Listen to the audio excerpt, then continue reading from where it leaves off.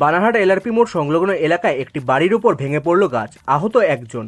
বাড়ির সামনে রাখা একটি গাড়িও ক্ষতিগ্রস্ত হলো। জানা গেছে বুধবার ভোরে জাতীয় সড়ক সংলগ্ন গ্যান্দ্রাপাড়া চা বাগানের এই শেড ট্রি বাড়িটির ওপর ভেঙে পড়ে। বাড়ির ভেতর এই পরিবারের সদস্যরা তখন ঘুমিয়েছিলেন।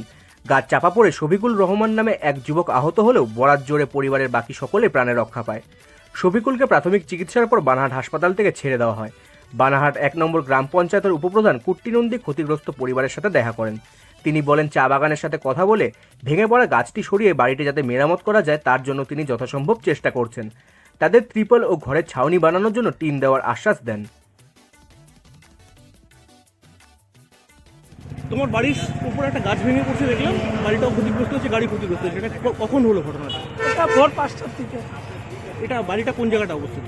এটা বানারহাট এলআরপি রোডে অবস্থিত আছে। এটা কি ঝড় বৃষ্টি ছিল তার জন্য ভেঙে পড়েছে না কি কারণে ভাঙলো গাছটা?